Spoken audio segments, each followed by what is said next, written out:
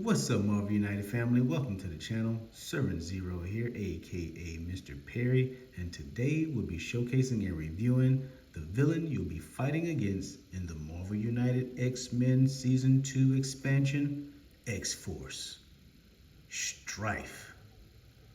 Fun fact, he's Cable's clone.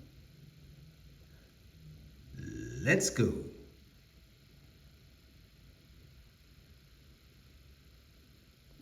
All right, Marvel United family, let's check out Strife. Being the villain here in X-Force expansion for Marvel United X-Men Season 2, you guys are going to have a blast with this villain. He's another fun one. As you guys can see, Strife doesn't have any special setups. He has his standard 18 being a villain. He does qualify as a super villain, means he can be played as a person. He's a playable character for a good group of friends, family who wants to get together and play that super villain mode, which is again a great. It's a great mode to come to Marvel United. Got a big family, a lot of friends that like to sit around a table and play the game. The super villain mode along with the blue and gold expansions are really fun and really chaotic, guys. You guys will really have a blast with that. I found myself when you are playing in the super villain mode, if you can get your hands, when you're picking your cards, if you can get your hands on Terror in the Street and Misdirection, these two cards will really make Strife pop, along with the other two, because you know, being a super villain, you get 4 of them, and putting them down at the proper times, man, you can really have those heroes scrambling, guys. All right. He is going to have a health of 12 when going against 4 heroes, a health of 9 when going against 3 heroes, a health of 5 when going against 2 heroes. His villainous plot: the heroes lose if all locations are fully occupied by thugs. His special rules: Dark Rider. On each hero turn, the first thug attacked requires double damage to be defeated. His BAM: deal 1 damage to each hero in Strife's location and add 1 thug to the next location clockwise with an empty slot. His overflow: if 1 or more civilian or thug tokens can't be added to a location, turn all civilians into thugs in the next location clockwise with any civilians. That being Strife's dashboard, guys. Let's see the rest of his cards, all right? He is going to have a 3, and he's going to put out some civilians. You guys do not have to worry about the trigger effect here because he has none on his threat card, so you just play him normal. He's going to have a 0 and a BAM, put out some thugs. A 1 and a BAM and put out some thugs. A 1 and a BAM and put out some civilians. 2 and a BAM and put out some thugs. 2 and a BAM and put out some civilians. 4 and a BAM and put out some thugs. 5 and a BAM and put out some civilians. And Strife has 4 special effect cards. His first set being Telekinesis Mastery. You'll move clockwise to the next location with the most heroes, then deal 2 damage to each hero in Strife's location. He's going to have 2 of those. And his last set is going to be Psionic Mastery. Until the beginning of the next villain turn, cancel all special effects on hero cards. And they both are going to come with a 0 move and a BAM. All right, let's check out his threats. He has his 6 threats.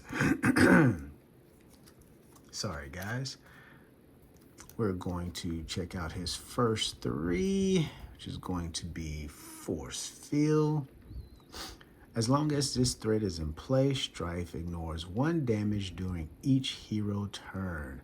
Force Field effects are cumulative. Gonna take 3 heroic actions to get rid of these guys. All right, and his last three are going to be Legacy Virus. All right, guys. A hero starting their turn in this location chooses either to skip their draw a card step or ignore one action symbol at the bottom of the hero cards. And it's going to take 3 heroic actions to get rid of these. That being Strife, guys. Let's see how it works. All right, guys, let's check out Strife here in the X-Force expansion. You guys are going to be introduced to the Hazardous Location Challenge. Now, in Season 2, Marvel, CMON has brought in a lot of new mechanics, a lot of new modes to the game, which made Season 2 a lot more fun than Season 1. Now, don't get me wrong, Season 1 is amazing. It is great. But the different modes that CMON introduced here in Season 2 has made the game even more fun and a lot more, a little more in-depth. We, of course, were introduced to the team versus team mode, which you'll get in the blue and gold expansions. Of course, the supervillain mode, which adds a 5th, 6th, or 7th player to the game.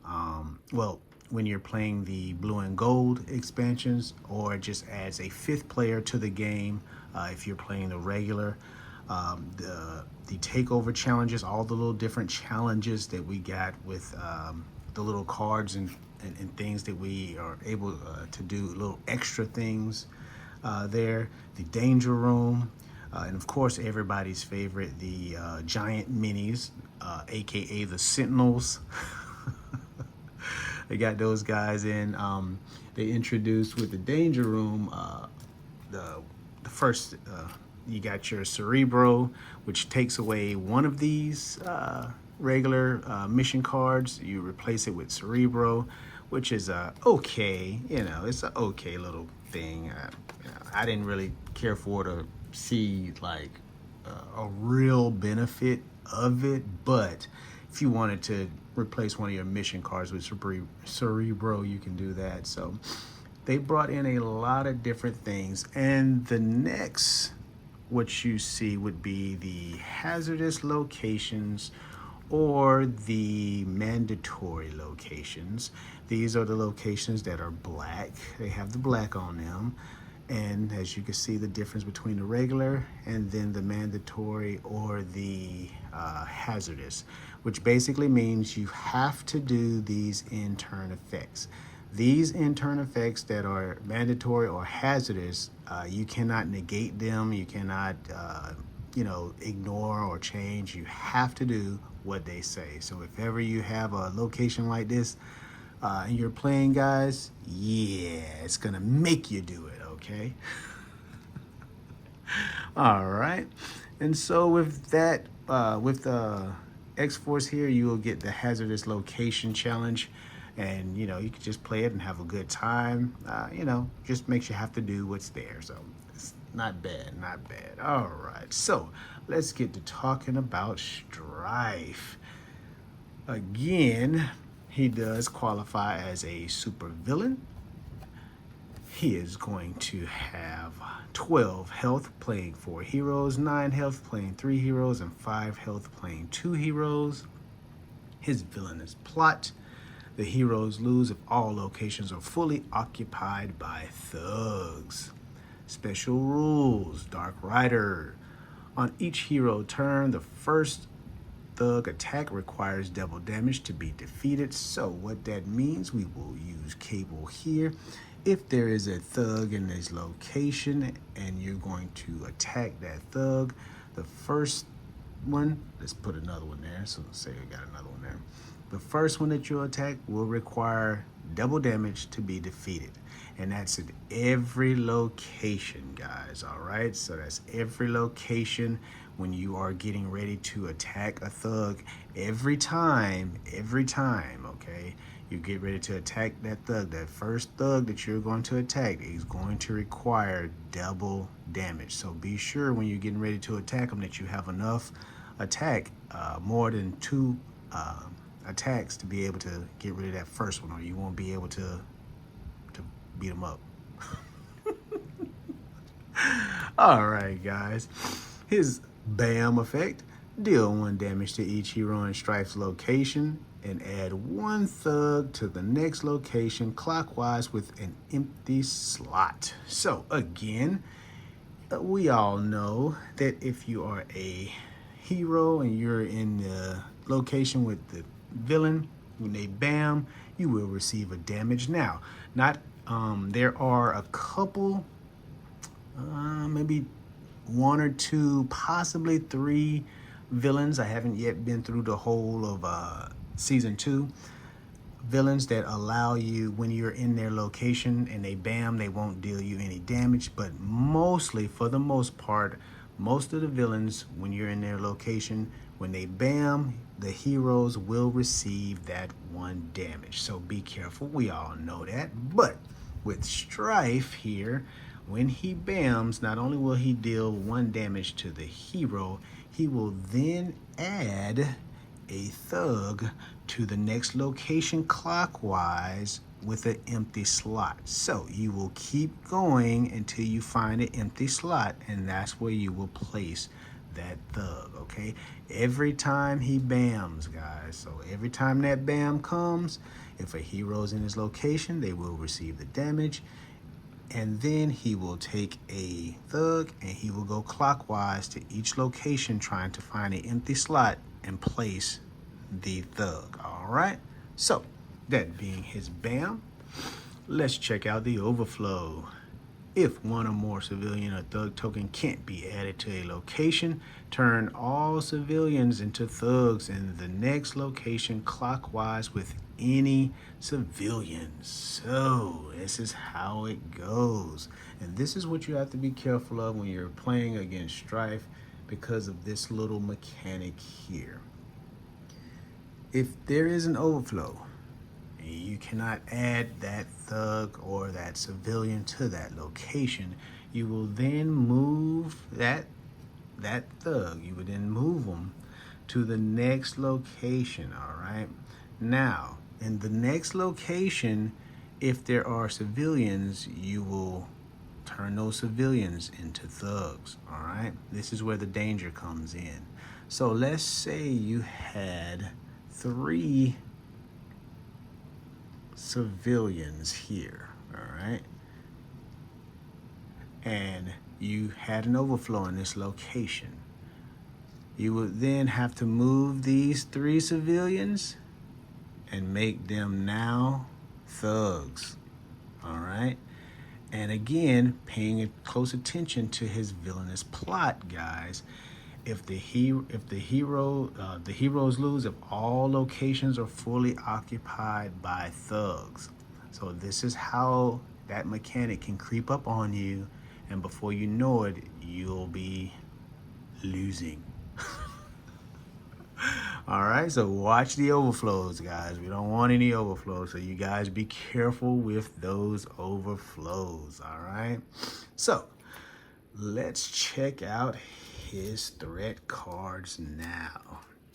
His first 3 threat cards we're going to look at is Force Field. All right, Force Field. As long as this threat is in play, Strife ignores 1 damage during each hero turn. Force Field effects are cumulative. They are cumulative, all right, and it's going to take 3 heroic actions to get rid of these 3. Okay, so what that means, guys, when they say cumulative, is these 3 threats work together. So when all 3 threats are on the board, Strife gets to ignore 3 damage, guys. Okay, this is how it works. So when all 3 of these threats are on the board, and if Strife was vulnerable, you'd be able to start attacking him, he would ignore 3 of those damage because his Force Field threat cards are on the board. So as you get rid of it, now he'll be ignoring 2. All right, get rid of another one. Now he will be able to ignore the 1 damage, all right? And then when you get rid of that one, then you could just go ham on him, you know? So this is how his force field threat cards would work, guys. Remember, they are cumulative, and that's how it works. His last 3 threats going to be Legacy Virus, all right? A hero starting their turn in this location chooses either to skip their draw a card step or ignore 1 action symbol at the bottom of the hero card. It's going to take 3 heroic actions to get rid of these guys, and they are going to work as so. We will use Cable, since Strife is his clone, as an example. Have his deck of cards there. Let's say you got the choice now. Cable is going to be in that location. He is going to start his turn. So you will either have the opportunity to choose to skip your draw card phase. You don't want to draw a card. Or let's say he has, let me scoot these guys back for you. Got Shatterstar there. And you want to play this. So you will have a choice to ignore 1 of these symbols. All right, so you can either ignore your draw your card phase, or you can ignore 1 of these symbols as the punishment of you starting in the Legacy Virus, in a Legacy Virus location threat. All right, now it doesn't affect your special effect. You can still use your special effect, but you'll have to ignore 1 of the symbols here at the bottom, guys. All right, and that's the way Legacy Virus, if I can pick this up, all right, is going to work. So guys, be careful when you're dealing with Strife and his threats, because they can hinder you. All right, let's check out his special effect cards. His first 2 we're going to look at here. It's going to be his Telekinesis Mastery. Move clockwise to the next location with the most heroes. Deal 2 damage to each hero in Strife's location. All right, so we will have Cable there. Let's put Lady Deadpool there, and old Bob right there. All right, so of course you will move to where the most heroes are, and they will be dealt the damage, the 2 damage as such. Now of course, you know, if they have a certain card down at that time during a turn, they can negate that damage. But if not, they will both receive 2 damage when he plays his Telekinesis Mastery card. All right, and his last 2 threat cards are going to be Psionic Mastery. It's going to come with a 0 move, and it's going to bam, and until the beginning of the next villain turn, cancel all special effect on hero cards. I like it when the villain manipulates the hero cards like this, guys. It is really funny. It's really fun when that happens to us. So basically, when he performs his Psionic Mastery card, for 1 whole turn, guys, for 1 whole turn, all the heroes will not be able to use their special effect on the cards. All right, you guys are blinded, or you're bound, or you're trapped up for that 1 turn. All right, so you got 1 whole turn you guys have to go through before you'll be able to use your cards, your special effect on the next turn. You know, so at that time, you know, use a card that you don't care about, you know. So that you won't waste your special ability there, you know, your special effect there. So really cool how Strife does that. Again, that's his Psionic Mastery when he does it. So again, just another cool mechanic. It's always fun to see the villain terrorizing the heroes like that, messing with them with their cards and stuff like that, because, you know, we do it to the villains all the time, you know, but, you know, yeah, so All right, guys. That being Strife, the villain that you guys will be going against in the X-Force expansion. Really cool, guys. Another cool villain to fight against. Again, the whole X-Force expansion, it's okay. You're gonna have your two strong characters from Cable and Domino, and then you have your two weaker characters, Cannonball and Shatterstar. Now, they do have bright spots. Cannonball has his bright spot that he could build up some punch tokens and unleash one heck of a dominating punch. Could basically almost one shot of a villain, depends on the villain that you're fighting. Shatterstar has his two bright spots and as far as his healing factor, and then being able to do his other little special effect there is really cool.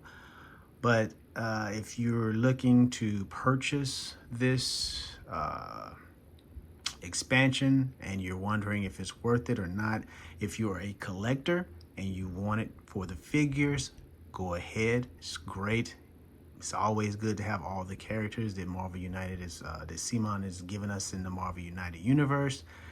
But if you're on a budget and you're trying to save and really trying to pinpoint if you want to get it or not, I would say it's a good pass. You'll be fine. You won't really miss out on anything because you're going to get other hazardous locations in other expansions. So you're not really missing out on it. You could pass it and save your money and focus on something that you really want to get. So again, this being Strife from Marvel United X-Men X-Force expansion. Again, a great villain to fight. The heroes, as far as Cable, Domino, great. Your strong two heroes, and then your other heroes, Cannonball and Shatterstar, they're okay, but not as strong as Cable and Domino. So again, if you guys like what I'm doing, hit that thumbs up, subscribe, you guys share the video, stay safe out there and be blessed, and I will see you guys in the next one.